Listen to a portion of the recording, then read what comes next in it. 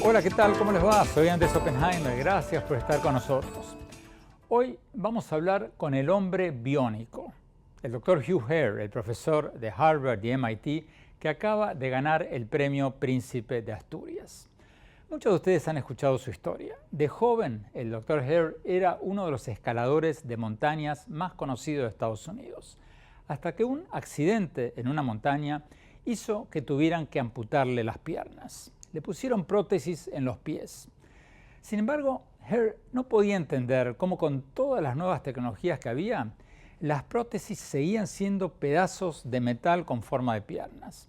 Y se puso a crear sus propias prótesis, con las que pronto volvió a escalar montañas más altas de las que había escalado antes. Después se puso a estudiar ingeniería mecánica en MIT, una de las mejores universidades del mundo. Después hizo su doctorado en biofísica en Harvard y hoy día preside el laboratorio de biomecatrónica del MIT Media Lab, donde están investigando nuevas tecnologías para aumentar las capacidades físicas humanas. Pero su historia es mucho más que un ejemplo de superación personal, va mucho más allá de eso. Es una historia que está llenando de esperanza a las personas con impedimentos físicos en todo el mundo y al mismo tiempo plantea muchas preguntas éticas sobre si no vamos a terminar creando una raza de superhombres. Bueno, parte de mi cuerpo es robótico, por así decirlo, tiene sus propias fuentes de energía. Mis miembros son accionados electrónicamente, tienen sus propias baterías, así que desde rodilla hacia abajo no tengo que darles energía de mi cuerpo. Así que hay una parte de mí, hay una parte de mi cuerpo que no está altamente o digámoslo de una manera alimentada por el metabolismo o energía de los alimentos y por lo tanto me puedo mover muy eficientemente. El Dr. Herr está creando prótesis biónicas, piernas y brazos con sensores y energía propia que son mucho más poderosas que las piernas y brazos naturales y mucho más poderosas que las prótesis mecánicas, como las que usaba, por ejemplo, el corredor sudafricano Oscar Pistorius. Ustedes se acuerdan, el hombre que corría las Paralimpiadas con esas prótesis que parecían cuchillas con las que ganaba todas las competencias. Herr quiere perfeccionar su invento para terminar con las imposibilidades físicas para que los discapacitados puedan llevar la misma vida que cualquiera de nosotros e incluso tener más poderes físicos que nosotros. Pero la gran pregunta es si todo esto no se va a usar para fines militares, para crear una super raza de gente o de soldados con brazos o piernas biónicas, una raza mitad humana, mitad robótica, mucho más fuerte que los seres humanos de carne y hueso. Y la gran pregunta es si los países ricos no van a tener, además de los drones militares que ya se usan, soldados con estos brazos y piernas con los que van a poder competir, pero van a poder superar a cualquier otro país del mundo. Le preguntamos todo esto y mucho más al Dr. Herr, el hombre biónico, y le vamos a preguntar también cómo funcionan sus propias piernas biónicas y qué cosa puede hacer él más o mejor que cualquiera de nosotros. Vamos a ver lo que nos dijo y luego lo vamos a analizar con el profesor Daniel Álvarez, profesor de estudios religiosos de la Universidad Internacional de la Florida, FIU, un experto en temas religiosos y éticos como el que vamos a tocar hoy. Bueno, vamos directamente a la entrevista que le hicimos a Hugh Herr, el hombre biónico. Veamos. Doctor Hugh Herr, muchas gracias por estar con nosotros y felicitaciones por haber ganado el premio Príncipe de Asturias. Doctor Herr, cuéntanos por favor un poco de su historia personal, porque muchos hemos escuchado del hombre biónico, como lo llaman a usted, pero mucha gente no sabe que usted fue un escalador de montañas, que tuvo un accidente de muy joven y que así fue como empezó todo. Cuéntenos un poco de cómo fue que usted se volcó a investigar cómo crear piernas biónicas para reemplazar sus piernas naturales. Desde muy joven yo era un escalador de montañas. Empecé a escalar montañas cuando tenía 7 años. Cuando era un adolescente me consideraba un niño prodigio en el mundo del alpinismo. Escalaba paredes que ninguna otra persona podía, pero a los 17 años, al escalar una montaña en el noreste de Estados Unidos, con un compañero de aquella época, tuvimos que enfrentarnos con una tormenta de nieve muy fuerte. Lo que pensábamos iba a ser solo un día se convirtió en 4 días y el resultado fue que sufrimos una congelación severa. Después de meses de esfuerzo, mi equipo médico no logró salvarme las piernas y tuvieron que amputar debajo de la rodilla.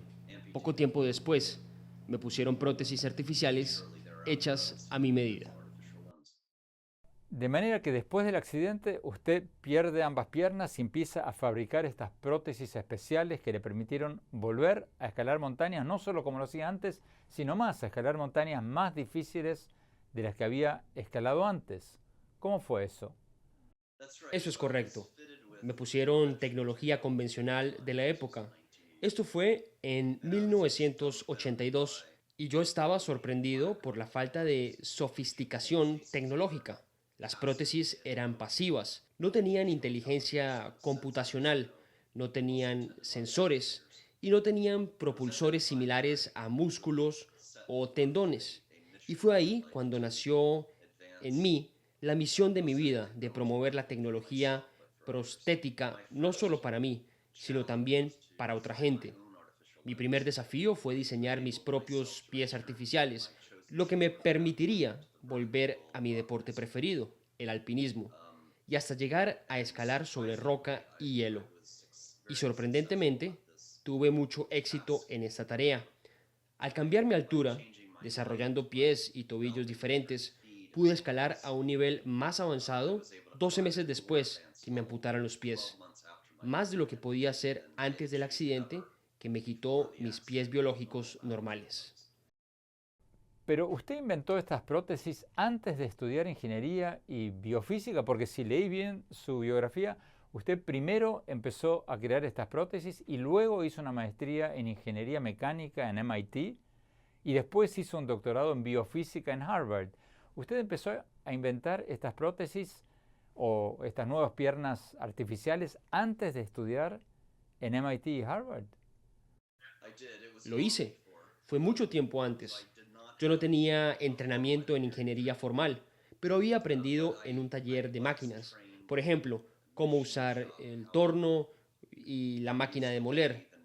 Así que estas habilidades técnicas me ayudaron en esos días tempranos a diseñar mi primer par de pies artificiales.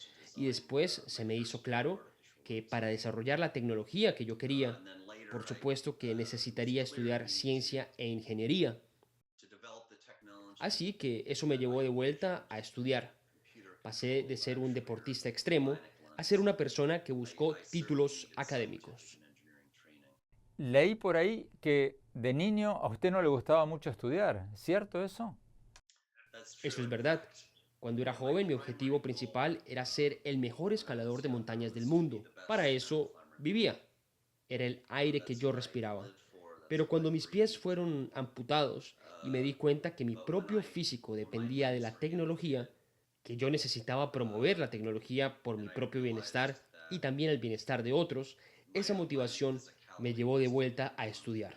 Mi falta de entrenamiento académico era de tal magnitud que si en esos primeros días preguntabas cuánto era el 2% de 100, no hubiera sido capaz de responder la pregunta, porque nunca nadie me había enseñado qué cosa era un porcentaje. Pero cuando mis miembros fueron amputados, cuando volví a estudiar en la universidad, empecé a estudiar por mi cuenta matemáticas, física y ciencias de la computación. Y rápidamente aprendí, y después de 2 años de haber empezado la universidad, ya estaba estudiando mecánica cuántica a nivel de posgrado. ¿Pero fue un mal estudiante cuando era niño? Yo era un pésimo estudiante. En el mejor de los casos, aprobaba como lo justo. Tenía notas terribles. Y la razón era que yo no quería estudiar. Yo quería escalar montañas. Así que al principio yo no tenía ningún interés en la escuela. Es gracioso. Cuando voy a las fiestas de aniversario de graduación de la escuela secundaria, la gente que me conocía en la secundaria se entera que soy un profesor en MIT y me preguntan asombrados, ¿Qué diablos te pasó? ¿Cómo pasó eso? ¿Cómo funciona esta tecnología biomecatrónica con la que usted hizo sus nuevas piernas? ¿Cómo funciona en su caso en particular, en su propio cuerpo? Sí, la parte artificial de mi cuerpo es sintética y por lo tanto se puede actualizar. Así que los miembros que yo uso van mejorando con el tiempo. Cada mes recibo nuevo software y nuevo hardware. Y al pasar el tiempo, la parte artificial de mi cuerpo mejora. Y desafortunadamente, a medida que pasa el tiempo, mi cuerpo biológico empeora por la degeneración relacionada con la edad. Así que es interesante que en un sentido, mis miembros biónicos son inmortales y en un momento determinado, mi cuerpo biológico no va a poder estar a la par de mis miembros biónicos. Tenemos que ir a un corte. Cuando volvamos, vamos a ver lo que nos dijo el doctor Hugh Hare cuando le preguntamos si sus inventos no van a tener usos militares para crear una raza de super soldados, mitad humanos, mitad robots, con brazos y piernas biónicos. Ya volvemos.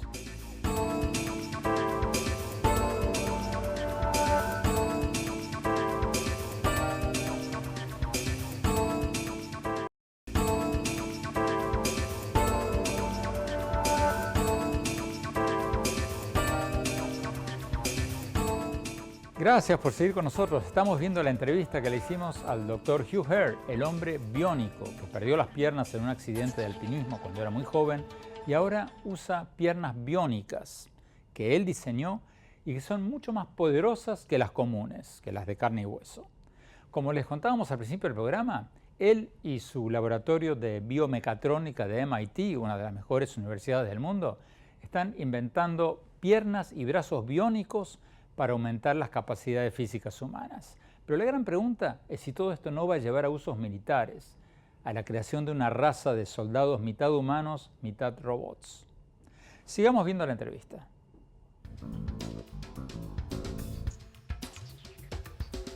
¿En qué se diferencian las piernas biónicas que usted tiene, que usted inventó, que usted usa, y las piernas mecánicas que, por ejemplo, usaba Oscar Pistorius, el corredor sudafricano en las Paralimpiadas?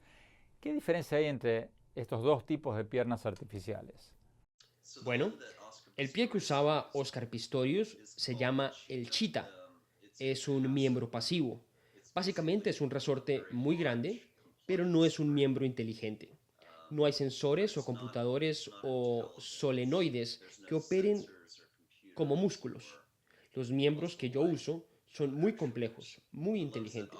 Mis piernas tienen 6 computadoras y 24 sensores y solenoides como músculos y tendones que mueven los miembros biónicos en una forma biológica muy natural. Así que mis miembros emulan la función muscular perdida de una manera diferente a los miembros convencionales que no emulan con exactitud el control de los músculos perdidos. ¿Usted puede correr más rápido, tiene más fuerza en las piernas que un hombre común con piernas naturales? ¿Qué puede hacer usted que una persona promedio no puede hacer? Bueno, parte de mi cuerpo es robótico, por así decirlo, tiene sus propias fuentes de energía.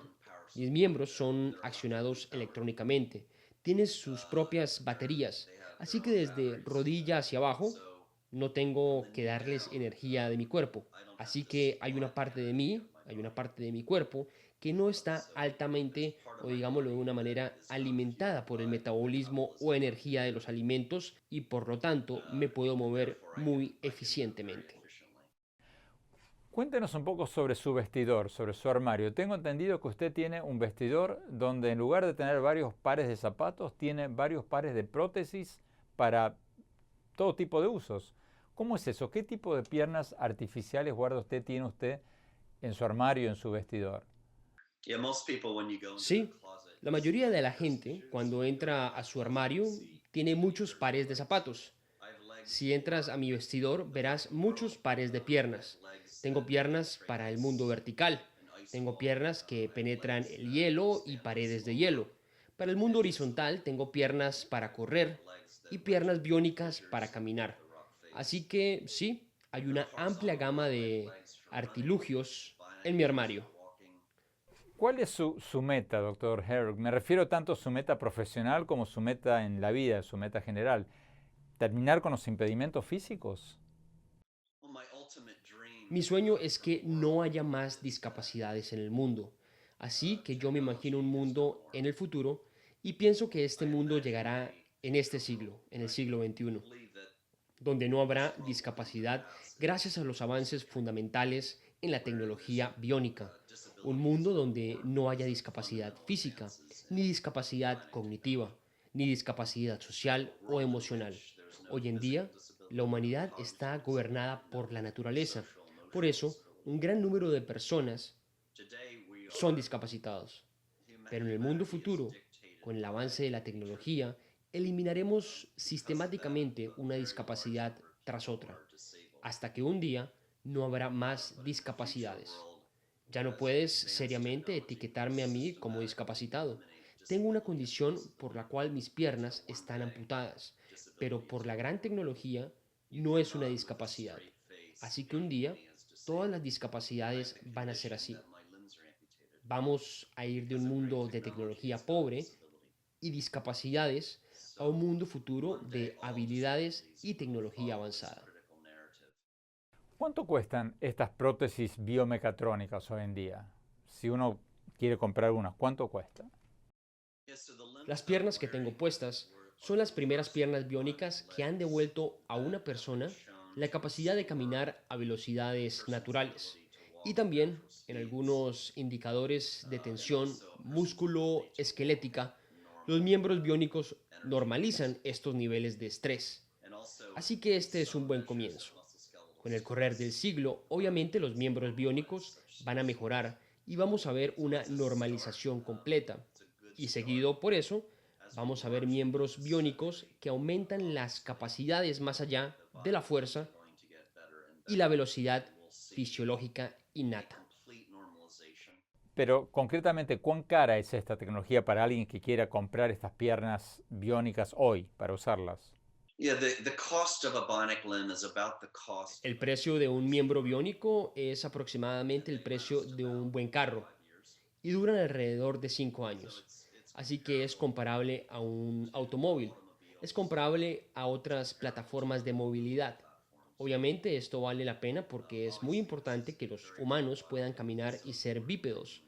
El costo y el tiempo, espero, van a disminuir, pero por ahora es más o menos el precio de un automóvil. ¿Cuán cerca está usted de su meta de lograr un mundo sin impedimentos físicos? ¿De cuántos años estamos hablando? Estamos en la fase inicial, lo que significa que hay ejemplos actuales donde la tecnología ha eliminado muchas discapacidades y, nuevamente, a medida que avanzamos habrá más y más ejemplos.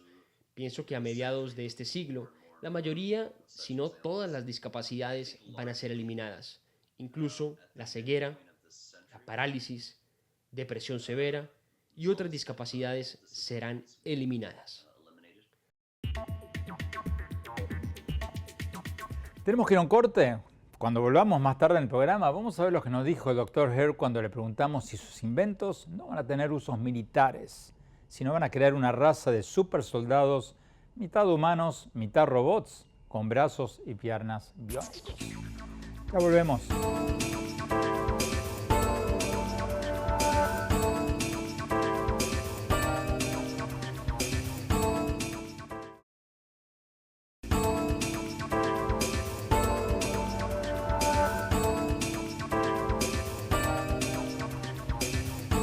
Gracias por seguir con nosotros. Seguimos viendo la entrevista que le hicimos al doctor Hugh Hare, el hombre biónico, el hombre que perdió las piernas en un accidente de alpinismo, como les contábamos al principio del programa, y ahora usa piernas biónicas que él diseñó y que son mucho más poderosas que las piernas de carne y hueso.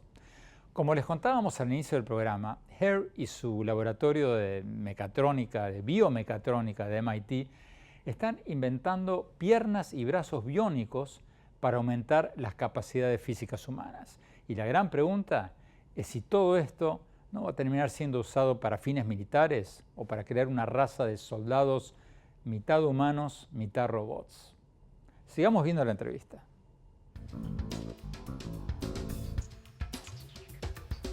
doctor Hare, si un padre puede ir a un negocio y comprar uno de estos varios tipos de piernas biónicas, como las que usted tiene en su armario, ¿cuál sería la diferencia entre eso y poder elegir, por ejemplo, el color de ojos de su bebé? Pienso que nosotros, como sociedad, necesitamos adherir estrictamente a los principios que son tan valorados por nosotros. El principio de la diversidad humana, por ejemplo. El principio de la libertad y la libertad de expresión. Tenemos que adherir a esos principios de una manera firme y robusta. Por ejemplo, si la tecnología permitiría que un padre pueda diseñar a su gusto su bebé a futuro, para mí eso sería absolutamente espantoso, porque típicamente la definición de belleza o la inteligencia de una persona es muy limitada y a veces equivocada. Así que si uno le da o le otorga el poder de decir a un individuo los ojos, el color de piel, el color de pelo, la inteligencia, la personalidad, etcétera, pienso que habría un colapso profundo de la diversidad humana y sería espantoso. Otro peligro sería si hubiera una tecnología que eliminara la depresión. Eso podría ser usado de una manera perjudicial. No habría problema si una persona severamente deprimida usara una intervención que eliminara o mitigara su depresión. Pero ciertamente, no queremos una sociedad en que todo el mundo esté sonriendo todo el tiempo. Y ciertamente no queremos que el gobierno imponga esas intervenciones como en la novela Un nuevo mundo feliz. Así que es fundamental que el individuo decida cómo su cuerpo debe ser aumentado, no el gobierno, ni otros individuos. Así que este respeto por las libertades individuales es muy, pero muy importante. Realísticamente, ¿cuál sería su mayor aspiración para lograr, digamos, en los próximos 20 años? Hay una parte muy pequeña de la población mundial hoy en día a la que le faltan miembros biológicos.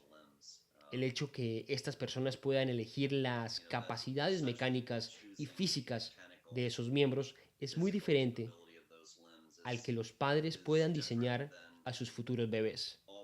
Frecuentemente, lo que las sociedades ven como la belleza o la inteligencia son conceptos muy limitados. ¿Quién se imaginaría que Stephen Hawking, que apenas puede moverse, podría vislumbrar la estructura de los agujeros negros? La belleza, la inteligencia y la creación pueden venir de cualquier lado y definir de manera estricta lo que constituye un ser humano. Eso es extremadamente peligroso. Tenemos que ir a un corte. Cuando volvamos, vamos a ver lo que nos dijo el doctor Hare cuando le preguntamos específicamente si todo esto que él inventó no va a terminar creando una superraza de gente mitad humana, mitad robots, con brazos o piernas biónicos. Ya volvemos.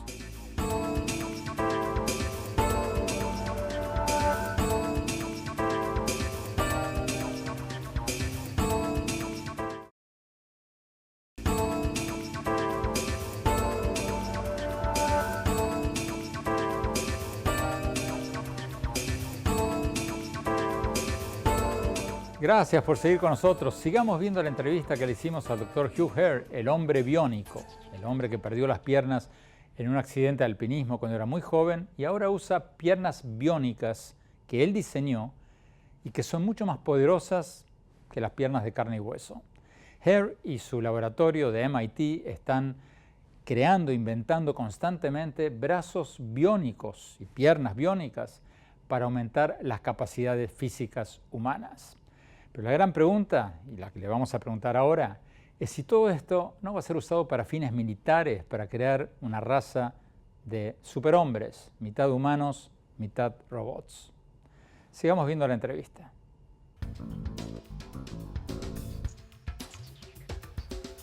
Doctor Hare, ¿no cree usted que estas piernas biónicas que usted ha creado, que usted usa, van a ser usadas para fines militares? ¿No vamos a ir hacia un mundo donde los países ricos van a poder crear una nueva raza de super soldados, mitad humanos, mitad máquinas? Yo sé que suena como ciencia ficción esto, pero ¿no estamos con su invento, con lo que usted está haciendo, yendo hacia un mundo con hombres o mujeres con piernas biónicas?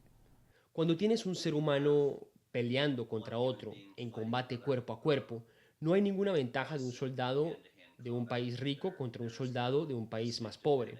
Pero sí pienso que finalmente la tecnología va a darle una ventaja en términos de combate cuerpo a cuerpo a algunos países. Pero como ya dije, eso no ha pasado todavía. Pero pienso que con el tiempo va a pasar. Pero ¿qué le responde usted, doctor Herr, a los críticos que sugieren que una cosa es ayudar a una persona con un impedimento físico, darle piernas biónicas a esa persona? Y otra cosa muy diferente, es hacer que una persona normal tenga más poderes físicos, volviendo al ejemplo de los soldados, hacer que esa persona tenga piernas biónicas, de alguna manera jugar a ser Dios, crear seres súper poderosos. A eso lo llamo aumentación. Esa es la palabra que yo uso. Así que la aumentación es una mejora tecnológica que permite aumentar la capacidad innata, superar los niveles fisiológicos normales. La tecnología de aumentación ha existido por mucho tiempo. Está tan difundida que muchas veces ni la reconocemos como tecnología de aumentación. Denos algunos ejemplos, por favor, doctor Herr, de estas tecnologías de aumentación. La bicicleta es un ejemplo. Puedo subirme a una bicicleta e ir mucho más rápido de un lugar a otro y usando menos energía que usando mis pies o mis propias piernas.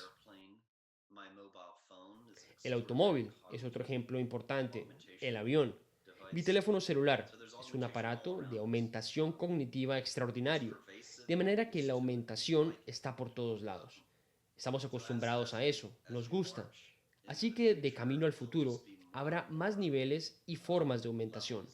Ahora nos asustaríamos de ver la aumentación que existirá dentro de 50 años, pero pienso que la gente, o que a la gente que viva dentro de 50 años, no le va a dar miedo. Cuando uno introduce lentamente las cosas, las personas se adaptan y se sienten cómodas y más familiarizadas con la tecnología.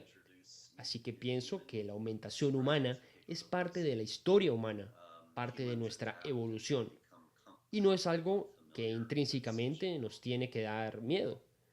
Pero hay casos donde la tecnología se puede usar de manera inapropiada. Las tecnologías pueden ser abusadas, de manera que sí, es cierto que necesitamos promover políticas y leyes para mitigar los usos malintencionados y nefastos de las tecnologías de aumentación en el futuro.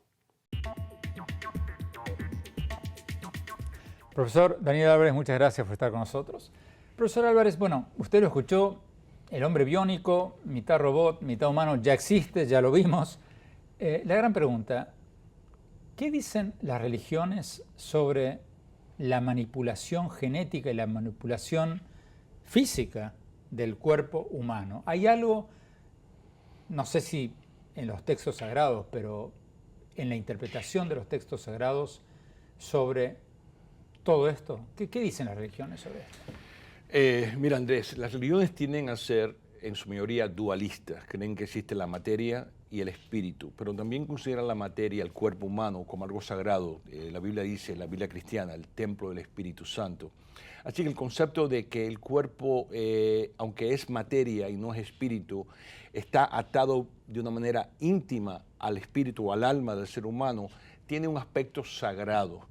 Así que en ese sentido las religiones van a ver cualquier tipo de manipulación del cuerpo como algo sospechoso, algo que está violando el orden natural creado por Dios y por lo tanto algo que ellos van a decir de momento, ¿no? De principio, a no solamente mirar sospechosamente, pero sino a rechazar también. Pero las religiones no van acomodándose a la ciencia, porque si vamos al caso, cuando nos inyectan, cuando nos ponemos inyecciones contra enfermedades o cuando nos operan o cuando, o sea, ya estamos interviniendo en el cuerpo humano constantemente. Claro, la pregunta que tú estás haciendo es el progreso del conocimiento, el progreso de la ciencia. Acuérdate bien, las religiones fueron la mayoría reveladas hace más de 1500 años. La última gran religión es el Islam, ¿no?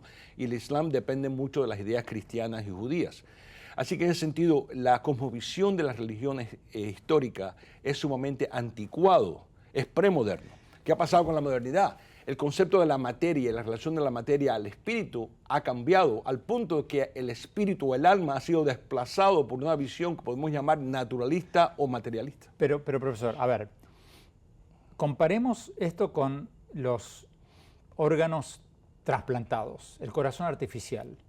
¿Qué diferencia hay entre una pierna biónica y un corazón artificial? Porque el corazón artificial, o sea, es una manipulación física del cuerpo. Entonces, si las religiones no se han opuesto a los trasplantes de órganos, incluso de órganos mecánicos, un marcapasos, por ejemplo, ¿con qué excusa se podrían oponer a la manipulación de las piernas o los brazos o cualquier otro miembro? La pregunta es la siguiente: si tú empiezas a manipular el cuerpo humano, la pregunta es ¿a dónde vas a parar? Es decir, ¿qué límite vas a establecer? Las religiones siempre quieren salvaguardar algún tipo de límite, porque creen que el cuerpo humano es algo dado por Dios, algo natural, algo que nace orgánicamente. Cuando tú hablas de manipular genéticamente o al nivel de ADN, ya estás hablando de intervenir en el orden natural, en el orden de la creación. Hace poco se le da la noticia que hay científicos en Harvard que se han reunido en mayo, hablando de crear ADN sintético. Estamos hablando de crear un ser humano, entre comillas, humano, en un laboratorio. ¿Qué significa eso? Es decir, el ser humano está tomando el papel de Dios y está transformando el orden natural. La religión va a ver eso como un traspasar los límites que Dios ha impuesto. Lo que estamos oyendo de la ciencia, que no existen tal límites, que el ser humano tiene el poder de Dios de crear y transformar la vida misma. Culturalmente, esto de crear superhombres, mitad robots, mitad hombres, mitad humanos, ¿hay alguna diferencia cómo se ve esto en diferentes partes del mundo o hay un pensamiento consolidado uniforme? El pensamiento tradicional tiende a ser sumamente conservador, es decir, conservar las ideas premodernas, porque ahí se nutre la religión, ¿no? Mantener el status quo, mantener la tradición. Pero lo que ha pasado en la cultura occidental, Andrés, es algo que muchas personas no conocen, solamente los que van a la universidad entienden estas cosas y se sorprenden. La cultura occidental no solamente es judeocristiana, es una cultura que le debe mucho a la cultura greco-romana, que tiende a ser naturalista y cientifista y materialista. Lo que implica todo esto, que los griegos empezaron a ver la realidad como una cosa material y manipulable por el ser humano. Y aunque esa tradición naturalista cientifista de los griegos quedó sumergida por el triunfo del judeo cristiano en la cultura occidental, después del Renacimiento hasta el Iluminismo del siglo XVIII y después del siglo XIX, vemos que ha habido un resurgimiento de esa tradición materialista, que culmina ¿con quién? En el 1859 con Charles Darwin, que demuestra que el ser humano es parte del orden natural, es decir, somos tan animales como los monos, como los perros, como las amebas. En otras palabras, no hay división. Y si no hay división, entonces el ser humano tiene el poder de tomar las riendas del proceso evolutivo. Es decir, esto es lo que ha pasado después de Darwin. El ser humano se ha dado cuenta que puede, por la ciencia, manipular esa realidad. Los peligros éticos son enormes. Porque ¿qué podemos crear aquí? Podemos crear monstruos. No solamente podemos crear un Buda o un Jesús, pero podemos crear un Hitler con este tipo de tecnología. Pero fascinante lo que usted dice, doctor Álvarez, pero ¿no se va a producir una contrarreacción? Porque, por ejemplo, en todo lo que estamos viendo en el mundo islámico, esta reacción contra la modernidad, ¿no se van a acentuar estas divisiones entre el mundo occidental y, por ejemplo, el mundo islámico, que objeta lo que ellos ven como la perversión de Occidente? Totalmente, y no solamente el mundo islámico, el mundo cristiano aquí en los Estados Unidos también ve la modernidad como una amenaza. En ese sentido, los fundamentalistas cristianos, los fundamentalistas islámicos se unen y ven el avance de la ciencia y la cultura occidental como un peligro a esas tradiciones. Pero mira, yo soy teólogo, soy cristiano, pero me doy cuenta que no podemos retrasar, es decir, no podemos oponernos, detener al avance del conocimiento. Conozco que hay riesgos, Andrés, hay riesgos enormes para ese avance, pero no podemos cometer el crimen de Galileo y meter a estos científicos presos en su casa porque dicen que la Tierra va alrededor del Sol y no el Sol alrededor de la Tierra. Es una metáfora, pero todos las entendemos. El progreso de la ciencia tiene que seguir. La pregunta grande es, ¿qué tipo de límites podemos imponer aquí? Y a esa pregunta no tengo la respuesta, Andrés. Usted personalmente, cuando vio al hombre biónico, ¿qué siente? ¿Le preocupa o le da más esperanza? Porque reconozcamos que esto va a solucionar las discapacidades de millones de personas en todo el mundo. Imagínese lo que va a hacer para una persona sin piernas poder subir escaleras como lo hemos visto subir al hombre biónico. Yo preveo que en un final vamos a tener personas que tengan daños en el cerebro, que se le va a poder injertar un cerebro artificial. No solamente corazón artificial, Claro. cerebro artificial. ¿Qué cambios de personalidad pueden ocurrir? La religión va a decir, no, estás cambiando la esencia de ese ser humano. Lo que la ciencia nos está diciendo es que no hay esencia. La realidad es totalmente manipulable. Desgraciadamente, para bien o para mal, lo tengo que decir así, el ser humano tiene en manos el proceso evolutivo. El ser humano está asumiendo el papel de Dios en la creación. Creo que vamos a crear la misma vida sintéticamente. Todo lo que la religión ha dicho en el pasado. ¿Quién va a crear las reglas? Porque, por ejemplo, cuando le preguntamos al Dr. Herr en la entrevista de hoy sobre la manipulación genética, él decía, por ejemplo, que él está en contra de que los padres puedan escoger los genes de su hijo. Él está en contra que los padres pueden elegir tener un hijo con ojos celestes o con pelo rubio o lo que sea, porque él dice se produciría una uniformidad conforme a normas y quizás hasta discriminación con quienes son diferentes. Bueno, ese es el espectro que todos tenemos miedo, a lo que Hitler quería hacer con el programa de eugénica, es decir, manipular genéticamente y crear una superraza. Exactamente. Te digo, tengo miedo al futuro, pero veo al futuro como algo que no podemos evitar. Es decir, el progreso de la ciencia no se puede evitar. El problema está, una vez que tú pones en el mano del ser humano ese tipo de poder y capacidad, ¿a dónde va a ir la humanidad? Y francamente, tengo miedo, pero al mismo tiempo, el lado mío, griego, cientifista, me dice, no podemos ponerle límite a la ciencia y tenemos que tomar ese paso, ese salto mortal, estamos condenados a tomarlo. Rápidamente, doctor Álvarez, en 30 segundos que nos quedan, ¿quién va a decidir todas estas cosas? ¿No tendría que haber un órgano internacional que legisle qué es permisible y qué no es permisible? Francamente, si me ves que no te doy una respuesta clara es porque no puedo ver con una bola de cristal cómo vamos a hacerlo. Los límites tienen que ser impuestos por nosotros y en ese sentido los eticistas tienen una responsabilidad de articular ciertos criterios para evitar que esto se convierta en lo que Hitler quería hacer y crear un futuro para el bien de la humanidad. Pero la línea entre el bien de la humanidad y el mal muchas veces es muy borrosa. Doctor Álvarez, muchísimas gracias. Vamos a un corte y ya volvemos con mis conclusiones.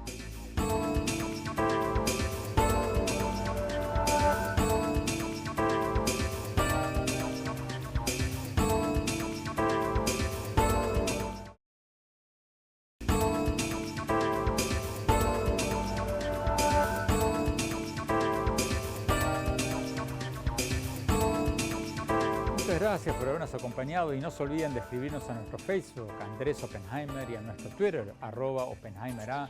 Y también visítenos en nuestro blog, andresoppenheimer.com. Si se registran ahí, van a poder recibir por email todas mis columnas del Miami Herald y nuestros últimos programas de televisión. Les recuerdo la dirección, andresoppenheimer.com.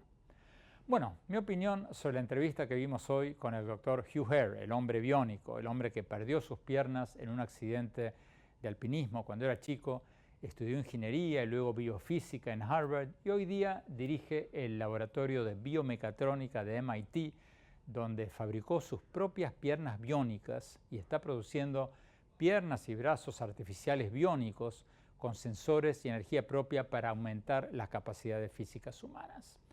Me pareció muy interesante todo este debate ético por todo lo que está haciendo el Dr. Herr, porque aunque no hay duda de que estos brazos y piernas biónicos van a ser la salvación para muchísima gente con imposibilidades físicas, también es cierto que es muy probable que vayan a ser usados con fines militares. O sea, que los países, especialmente los países ricos, van a crear supersoldados, mitad humanos, mitad robóticos, personas como el Dr. Herr, de carne y hueso con estos brazos o piernas biónicos, que van a ser mucho más fuertes, mucho más poderosos que cualquier persona de carne y hueso o solo de carne y hueso.